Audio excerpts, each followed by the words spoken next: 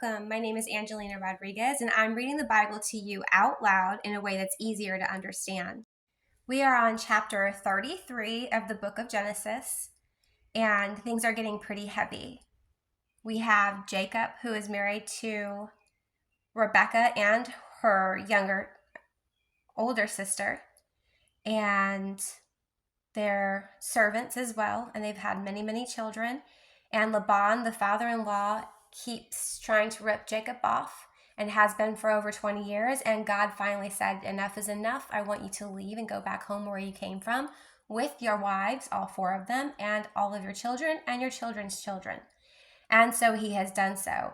At this point, Laban caught up to him. They had an argument and they came to some type of settlement or agreement and have separated ways. And Jacob is heading back to his home that he came from originally. Jacob looked up, and there was Esau, coming with his 400 men. So he divided the children among Leah, Rachel, and the two female servants. He put the female servants and their children in front, Leah and her children next, and Rebekah and Joseph in the rear. He himself went on ahead and bowed down to the ground 7 times as he approached his brother. But Esau ran to meet Jacob and embraced him. I forgot, that's right. So he's separating his people and his herds into two, so that when his brother attacks him, which he thinks he's going to attack him, he's going to forgive him. Or, I'm sorry, that's not right. Esau originally said he was going to kill Jacob, which is why Jacob left in the first place. And now that he's running back into Esau because he's trying to go back home, he thinks Esau is going to kill him. And so in an attempt to save his family and his livestock from all of them dying, he separated them into 2 groups. And this group has finally met up with his brother. And it doesn't seem like he's very angry about all the bad stuff that he's done to him, stealing his birthright and his blessings.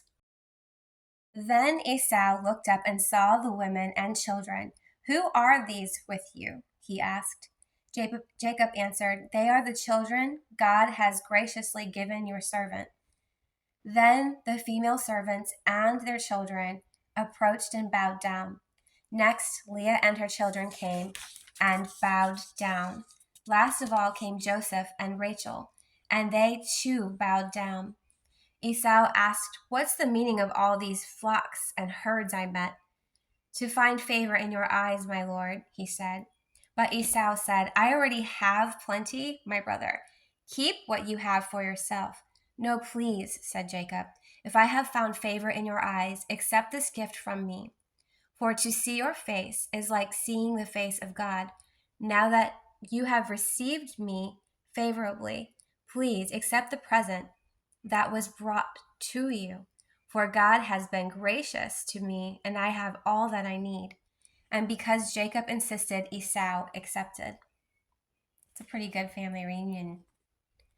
Hopefully nobody's going to trick anybody here, because they seem to do that a lot in this family. And on both sides, the in-laws and the birth family. Then Esau said, let us be on our way. I'll accompany you. But Jacob said to him, my Lord knows that the children are tender and that I must care for the ewes and cows that are nursing their young. If they are driven hard just one day, all the animals will die. So let my Lord go on ahead of his servant while I move along slowly at the pace of the flock and herds before me and the pace of the children until I come to my Lord in Seir. Esau said, then let me leave some of my men with you.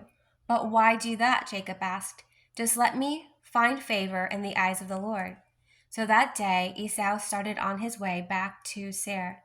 Jacob, however, went to Succoth, where he built a place for himself and made shelters for his livestock. That is why the place is called Succoth. After Jacob came to Paddan Aram, he arrived safely at the city of Shechem in Canaan and camped within sight of the city. For 100 pieces of silver he bought from the sons of Hamor, the father of Shechem, the plot of ground where he pitched his tent. Then he set up an altar and called in El Elah, Israel. Fast chapter, and I look forward to reading chapter 34. I feel like a lot is about to happen. Surely Esau's not going to let Jacob get away with everything that he did. Last time he saw him, he literally wanted to kill him, and he swore to God that he would. And I know that 20 years has passed, probably a little bit longer than that because they've been traveling for a while. But I mean, he swore to God, and these are men of their word. So I have a feeling that, he's willing to wait a little bit longer to get back at his brother. And we absolutely don't have any idea what Esau's living situation really is. We know that he's got 400 men that travel with him, which means he's got a lot of money, a lot of herds, and a lot of children. But we won't know until we continue reading. So if you want to catch up and read the rest of the story for yourself, you can do that by just picking up a Bible and reading chapters 1 through 33. Or you can listen to me read them out loud by going to my YouTube page and liking and subscribing while you're there. That'll help me be able to go live. And this is going to be a lot easier for me if I'm able to just press a button and read from wherever I'm at. That'd be pretty cool. And I'll be able to share all these other different aspects of my life and the Word of God more easily too. So I really appreciate your support. Thank you.